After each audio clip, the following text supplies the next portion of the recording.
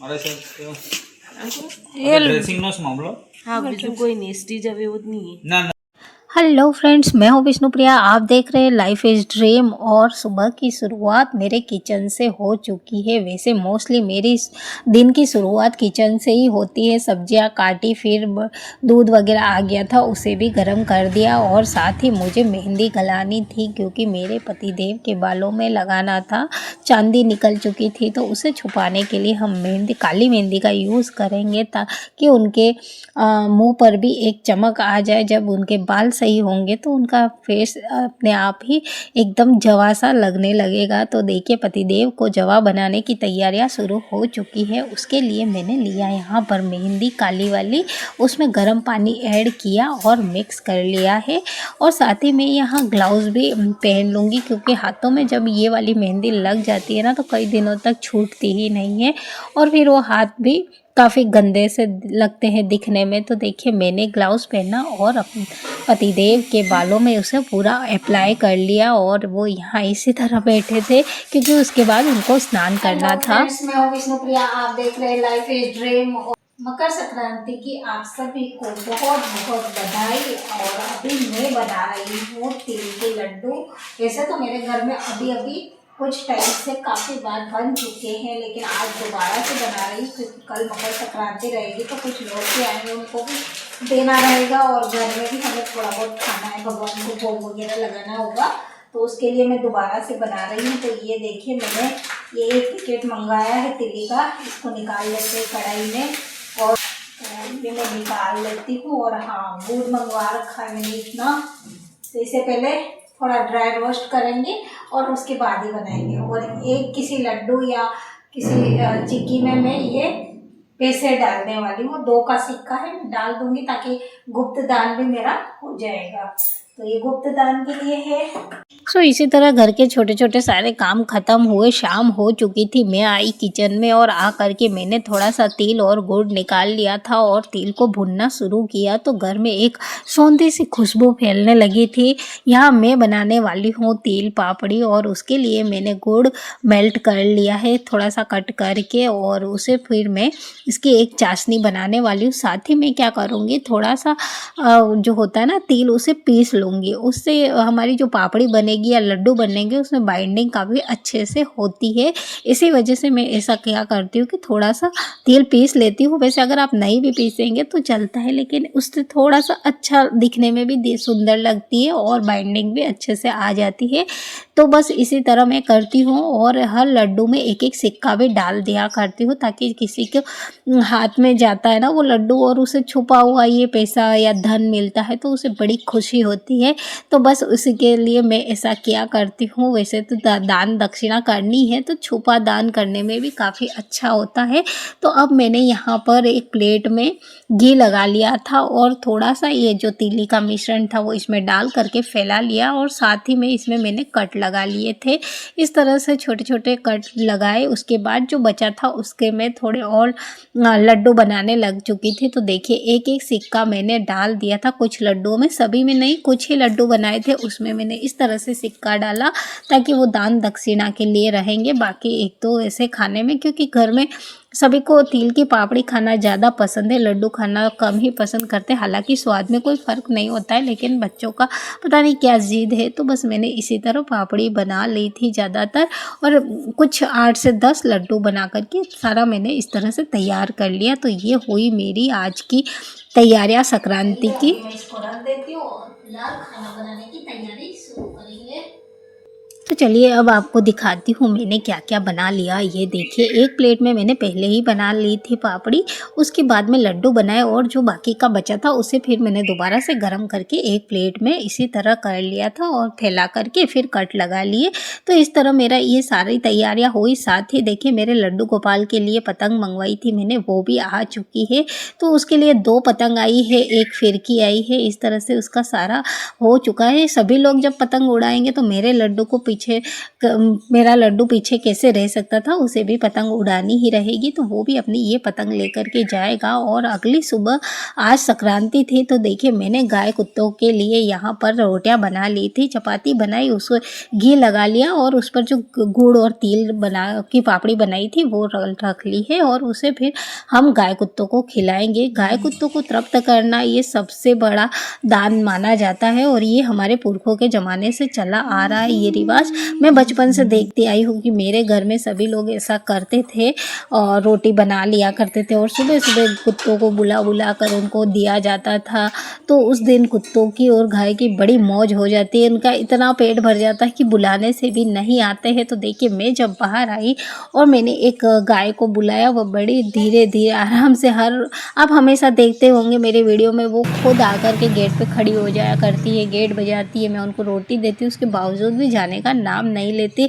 लेकिन आज उनका पेट पूरा भरा हुआ है, क्योंकि सभी लोग ऐसा किया करते हैं ना, तो ये नहीं आ रही थी। फिर मैंने बड़ी मुश्किल से उसे बुला करके खिलाया। पतंग चरखी सब ले लिया है, और अब हम दोनों जा रहे हैं ऊपर छत पे। बड़ा माहौल बना हुआ है, बच्चों ने बड़ा रंगीन कर दिया आज का माहौल। तो पहले हम जाएंगे, मैं और लड्डू भी थोड़ी पतंग उड़ा के आएंगे, क्योंकि लड्डू कब से ही बैठा है मेरा, कब से ही उसे उड़ानी है पतंग। क्योंकि कुणालदा ऊपर चले गए ना, ये यहीं पर बैठा हुआ है, ये देखो।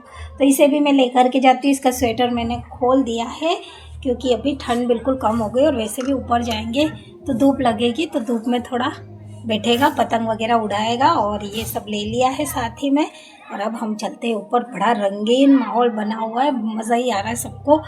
तो खाना पीना तो अभी बाकी है, लेकिन एक बार ऊपर जाके आते हैं, मैं और लड्डू दोनों मिल करके। तो आप भी चलिए, दिखाती हूँ आपको ऊपर कैसा बना हुआ है माहौल। हमारे लड्डू की चरखी बांध रही है भैया। मैं बोलो कोई मतलब है, वॉइस ओवर कर रहे बड़े। ये इसको ले जा, लड्डू को ले जा ऊपर। अंडी बनाया नहीं आज। कोई बात नहीं, कल तो नया था, उसके बाद कुछ खाया नहीं, गलत चीज तो नहीं खाई।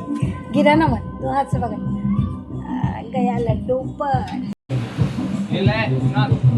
बिठा दे वहाँ, बिठा दे, मैं आ रही हूँ। यहाँ डोली बिठा, डोली बिठा दे। क्या हुआ? वहीं बिठा दे। ए गिरा ना मत, आराम से।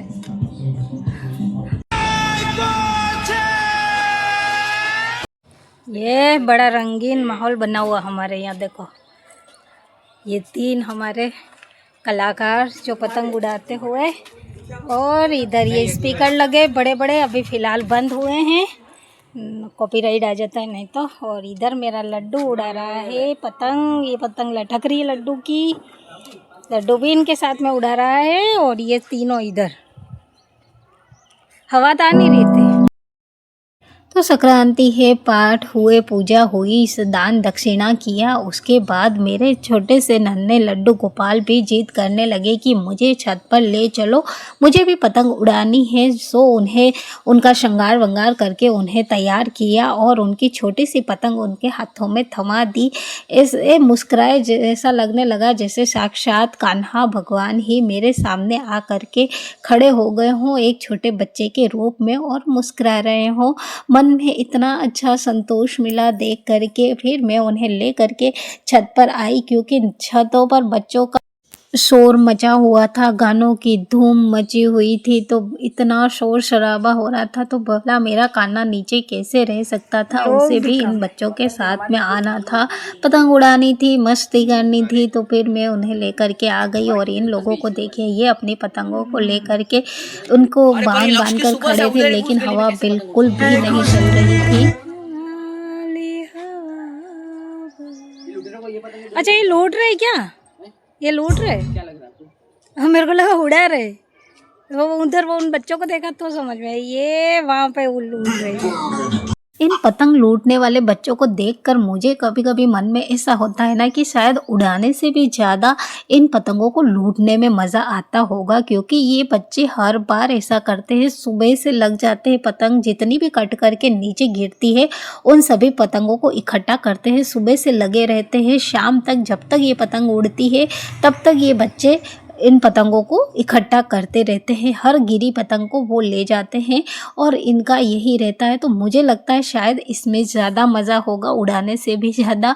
तो यही सब हमने सब देखा और इन बच्चों को देखे, ये हवा कम होने की वजह से कुछ ज़्यादा ही परेशान हो रहे थे कि हवा नहीं है, पतंग नहीं उड़ रही है। और मेरा लड्डू भी इसी तरह इंतज़ार में बैठा था कि थोड़ी भी हवा आ जाए तो मेरी पतंग उड़ने लगेगी, और मामूली सी हवा आती तो मेरे लड्डू की इसी तरह पतंग उड़ती थी। वो पकड़ के बैठा हुआ था और कुछ मदद मैंने भी करी। और ये देखिए सारी पतंग बच्चों की ऐसे ही रखी हुई थी क्योंकि आज हवा इतनी नहीं थी, नहीं तो अब तक इसमें से काफ़ी ख़त्म हो चुकी होती। लेकिन देखिए बच्चे अब बाजा बजाने में लगे हुए थे, क्या करें, पतंग नहीं उड़ रही है तो बाजे ही बजा लो।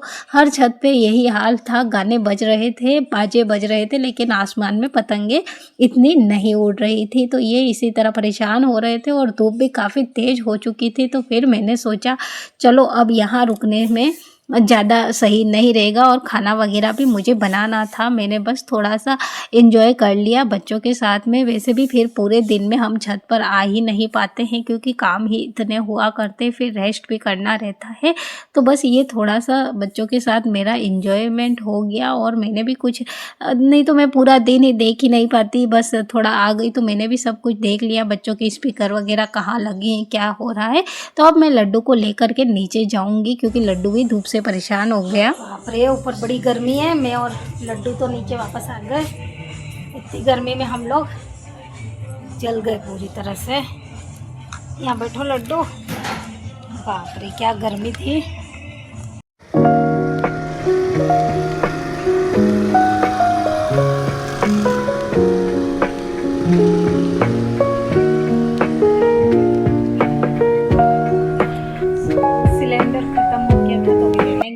और मैं जैसे ही खाना बनाने लगी 2 चपाती बनी थी और ख़त्म हो गया था गैस। 3-4 दिन से मैं बोल रही हूँ कि अब सिलेंडर ख़त्म होने वाली है, ला दो, पर नहीं, पूरी ख़त्म होगी तभी लाऊंगा। और फाइनली आज ख़त्म हुई। मेरे को पता था, वैसे मेरे 17 तारीख को मैंने लगाई थी, 17 नवंबर को, 2 महीना हो चुका था ना, तो अब होना ही था ख़त्म। चलो अब गए हैं लेके आ जाएंगे। आज 14 हो गई है, मतलब 2 दिन और 3 दिन बाकी थे, उससे पहले ही ख़त्म हो गई। और आज संक्रांति की ऐसे धूम मची हुई है ना, अभी थोड़ी देर गाने कम हुए, नहीं तो इतने गाने बज रहे थे सुबह से ही, सबके स्पीकर लगे हुए करीब। पर हाँ इतना है कि इस बार थोड़ा कम है, माहौल इतना नहीं जमा हुआ पतंगबाजी का, क्योंकि एक तो हवा नहीं चल रही इतनी, और प्लस मुझे लगता है लोग भी कम ही है इस बार, पता नहीं क्या ही कारण है। बस इतना है कि कम है पतंग आसमान में, नहीं तो बहुत ज़्यादा होती है। और रात में कैंडल भी पूरा आसमान भर जाता है कैंडल से। रात में चलेगी तो मैं आपको दिखाऊंगी, बहुत सुंदर लगती कैंडल रात में जलती हुई। तो बस गैस का सिलेंडर आ जाए, मैं वेट कर रही हूँ ताकि यहीं से उतार के लेके चल जाऊँ। खुशियों के बीच किसे पता था कि अचानक ढलती शाम इम्तिहान लेकर आने वाली है। अचानक चीखें सुनाई दी, मैंने दौड़ करके देखा कि क्या हो गया है। देखा मेरे बेटे को अचानक से स्पीकर के तार से करंट लग गया था और हाथ उसका पूरा उसमें चिपक गया। वो तो उसने इतनी हिम्मत दिखाई कि उसने एक हाथ में तार चिपकते ही दूसरे हाथ से झटका लगा करके उसे पूरा फेंक दिया, लेकिन उसके बावजूद भी उसके 2 अंगूठे और अंगुली में घाव से हो गए थे, जलने के निशान साफ नज़र आ रहे थे और खून हो चुका था पूरा, ऊपर से नीचे तक खून। आप ये देखिए, ये पूरा ब्लड यहाँ फैल चुका था। माय गॉड, है खून। ये देखिए, जितने में भी ऊपर से नीचे जहाँ तक वो आया है ना, हर जगह उसके खून के निशान पूरे नज़र आ रहे थे। पल भर में ही हंसता खेलता घर हमारा अस्पताल पहुँच चुका था।